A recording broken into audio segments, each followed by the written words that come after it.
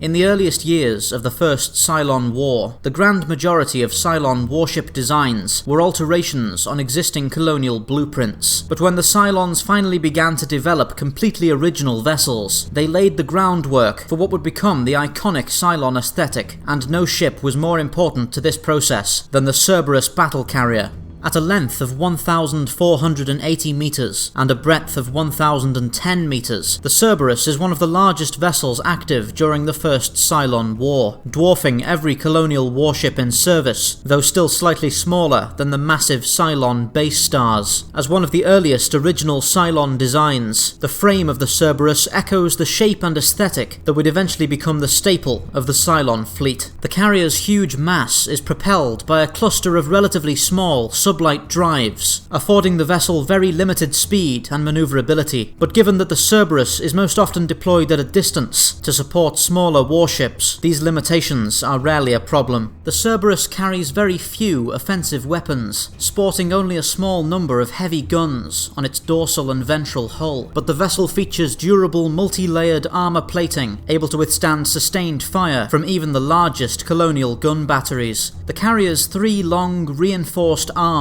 serve as the vessel's flight decks, with each housing a pair of magnetized launching rails, allowing a second inverted fighter to be deployed simultaneously with every launch. Beneath the mouth of each flight deck, underslung retrieval bays allow raiders to be repaired and rearmed rapidly, and in emergency situations, these bays can be loaded with additional craft to serve as supplementary flight decks. A single Cerberus carries a standard complement of 120 strike craft, almost twice that of the largest colonial battlestars, and its wings consist mostly of prototype and Mark I raiders. The vessels can also be loaded with a small number of heavy raiders for boarding attacks, as well as contingents of war driver drones, an unmanned craft carrying no conventional weapons that was designed to serve as a portable electronic warfare suite. The Cerberus carries advanced communications and DRADIS systems intended to help coordinate its massive fighter wing, and in battle, the carriers tend to remain at the edge of the engagement zone, sortying their attack wings to support smaller warships. The Cerberus carrier has gathered a fearful reputation among the men and women of the Colonial Fleet, often being seen as a sign that the Cylons were advancing far beyond the limits of colonial engineering. The carriers are substantially larger than any colonial warship, and able to coordinate far more fighters than any colonial carrier. By the time the Battlestar Athena was launched, only 2 Cerberus carriers had ever been defeated in battle, and examination of their wreckage revealed that all potentially valuable hardware had self-destructed, robbing the Colonials of any opportunity to reverse engineer the advanced Cylon technology. Serving as a powerful symbol of Cylon engineering and military might, the Cerberus carrier is one of the most formidable foes the Colonial Fleet has ever faced, and across the course of the First Cylon War, the huge vessels were responsible for numerous decisive Cylon victories. Perhaps the only aspect of the Cerberus more impressive than its battlefield record is the carrier's enormous significance to the larger lineage of Cylon warships, representing the first step toward the unique and imposing vessels that would eventually define the Cylon fleet.